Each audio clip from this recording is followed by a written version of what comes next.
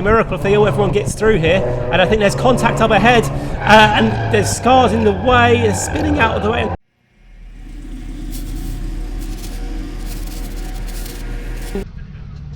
You got to remember, Will, it's not about the winning, mate, it's taking part. Yeah, it's definitely about to win.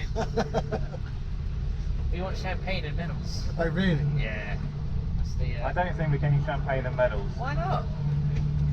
Especially this is the first time I've done this track, so... You're just talking, you're doing a bit of expectation management here then, aren't you? Yeah. Are we ever reaching for podium finish, or is this kind of like one of those journeyman boxers that just spend their entire life losing? Yeah. Like, crack team. That's what I always like about people that turn around and say, you know, if you have a dream and you believe and you work towards it, you'll always get it. And I'm thinking, no, I don't think that is actually the case at all. that's not how life works. Yeah, that's really not. So, full of motivation from the team talk, we are on the grid at Silverstone International, where the lights are about to go on, and they are off, and we are racing at Silverstone. Good start. We just got past Felix Lowe in the 23 car. He's the red and blue car behind us. Potentially there's a way around the outside here of Matthew Goddard in car number 18, straight around the outside there, Abby. Now that they're settling into the run down to farm, cars are side by side. There is was all on track earlier, and that's what all that dust is being kicked up by the cars in front. It's all getting a bit tasty down at farm. Now going down into village for the first time. Kevin Bird's found his way alongside into the link onto the hangar straight. We're about to go into. He's through around the outside. There is a tyre stack you have to be careful of on the outside there, but we are now lost a position there to Kevin. He is in front of us on the hangar straight, so long straight for a Mazda MX-5. And you have a choice here of really bouncing off the limiter in 4th or going up to 5th, and there's not a huge amount in it. It really depends on your exit. Anyway, down into Stowe for the first time, and we're getting a fairly decent drive through it. We're up to the back of Kevin Bird. That is the green car of number 70, Michael Pearce, behind us. Keep an eye on him as he goes and has a look. I do go defensive. Actually, I leave the door open, and Michael dives down the inside. He's going to make that move stick. So actually now we're a bit out of shape, having gone deep into club for the first time. And now we actually do have Felix Lowe, who started alongside us on the grid.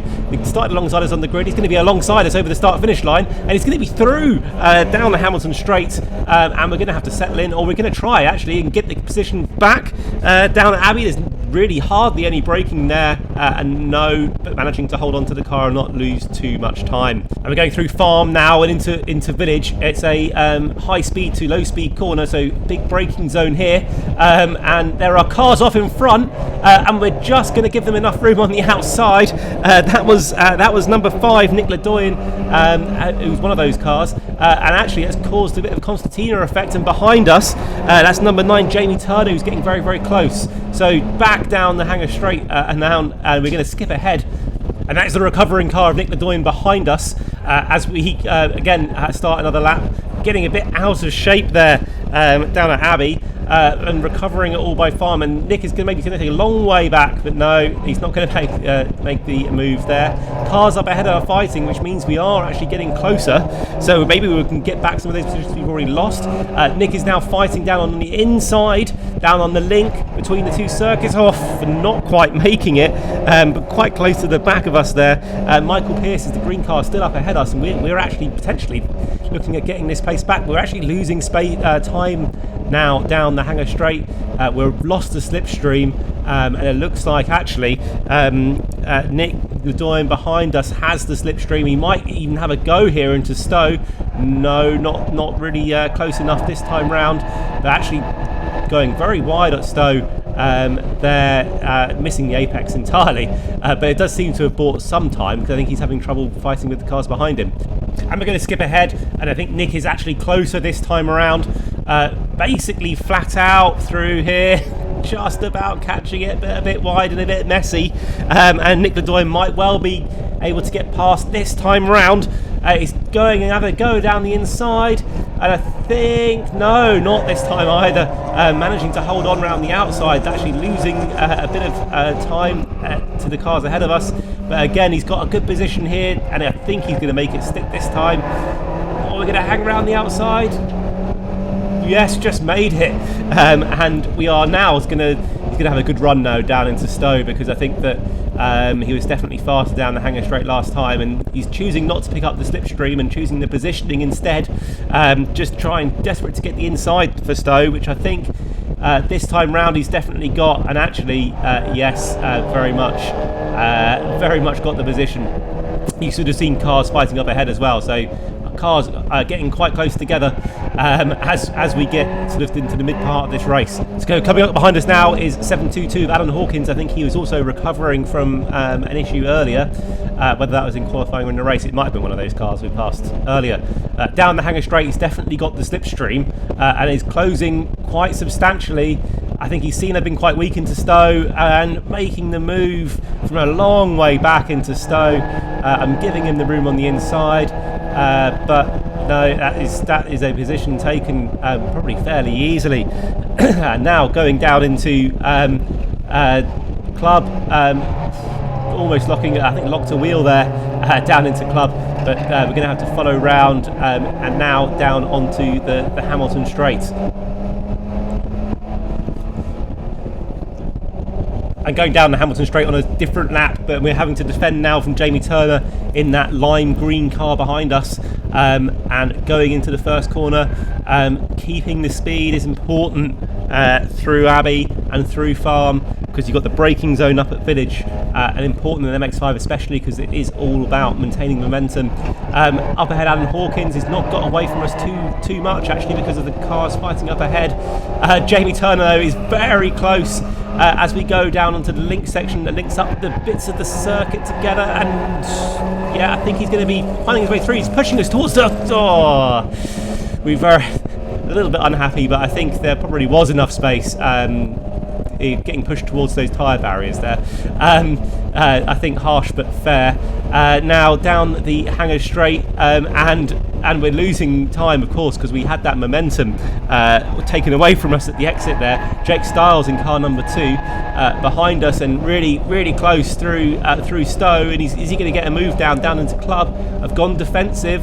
He's going to try around the outside. Actually, no, sticking around there for the run through Club, and now down onto the Hamilton Straight, and he's probably going to try and get a slipstream down here, because of course it's basically flat out now in an MX-5, pretty much all the way now down through to Village. But actually it looks like I've got a slipstream and can come back. Jamie Turner, no, and actually in so doing going wide out of the first corner, keeping it together but losing a lot of momentum. And as you can see, it's like taking candy from a baby for Jake Stiles. He's down the inside, and we've lost another position. We've lost quite a few positions in this race already so far. But fortunately, of course, the cars up ahead are fighting, so we're not really losing touch with them. There are, as you can see, 1, 2, 3, 4, 5, 6, 7, 8, 9, maybe 9 cars up ahead. There are a significant number of positions to be gained potentially in the last couple of laps here, and they're all together, 4 abreast down into Club. It's going to be a miracle if everyone gets through here, and I think there's contact up ahead, and there's cars in the way. They're spinning out of the way and just making its way through, and that was Richard Bartlett cutting through the wreckage there of that incident, and making up several places. I think I made up a couple there but lost one, so I think came out, and well, Richard and Jake touching on the straight, cars getting very close together after that incident. But luckily managing to avoid any contact with my car, but I think a few cars there are out of the race. Now, as we head down into Abbey, maybe we can get this place back from Richard. Jake has made a little bit of a mistake. He's gone off the road there. Potentially the cars will start fighting up ahead, and that means maybe we can get the slipstream down the Hanger Straight. Hasn't really worked for me so far, actually. The slipstream hasn't been as powerful as I'd like. Richard trying to break that slipstream, but actually we're going to skip through now. This is the end of the race. This is the last, second to last corner as we go through Club, and you can see actually there's a car in the gravel on the left hand side here. I think that's from last lap's incident, or maybe a slightly different incident, I'm not sure. That is the checker flag, and that is the end of the race, finishing basically bang in the middle, 17th out of 31 finishers. 32, 33, there's about 34, 35 cars in total. But thank you very much for watching Radical Underdogs. Do catch us again for race 2 coming up next.